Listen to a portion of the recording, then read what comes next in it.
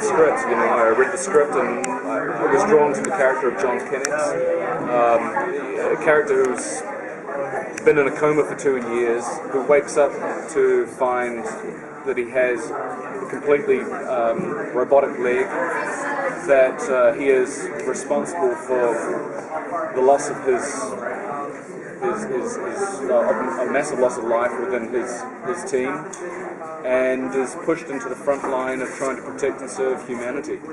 I found that infinitely interesting.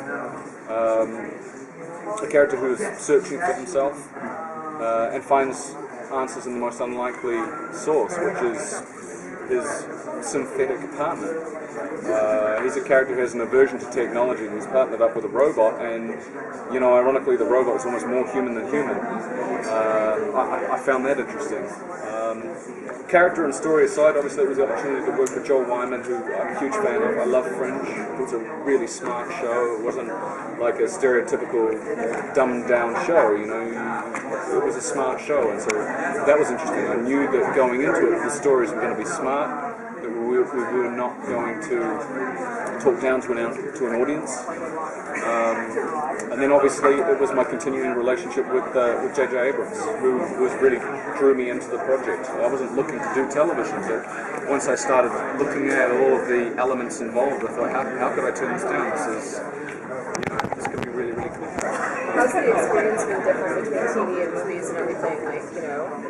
So far, I haven't. The process is fundamentally the same, and if you've seen the pilot, you only have to look at that to be kind of blown away by the production elements involved. You know, it looks like the movie, it feels like the movie, and I just feel that it's going to be really fun to explore the narrative of a character over a season instead of just 2 hours, where things are condensed. So yeah, I'm excited. I'm looking forward to it. What do you hope that John learns from Dorian over the course of the show? It's my hope that Dorian kind of puts John in touch with himself, with his humanity. That in the best world, that they learn from each other. Because in a way, they're both searching for what it is to be human.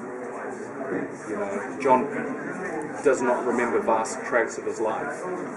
He is a character who has a lot of pain, of bitterness, of anger, of torment, of guilt, of frustration, all these emotions, this baggage that he has.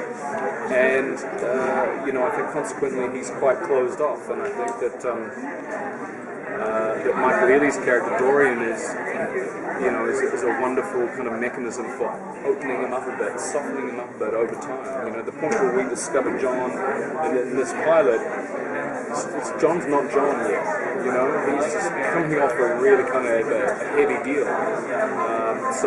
I'm really thrilled and excited to see where we go from here. Doing a movie, you know the whole story going into it. So, what do you think about doing a TV show where you don't know where things are necessarily going? I think it's exciting. It's just like life. We don't know what's just around the corner. And I certainly am aware of the through line for my character for the first season, and that's enough for me. I just want to concentrate on making the best show we can,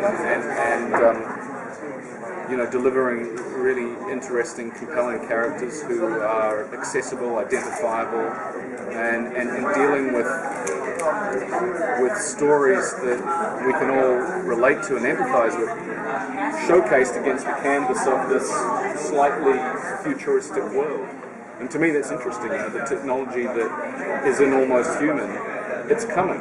It's down the pipe. We're putting stuff into the show that was fully researched, and this technology is just around the corner.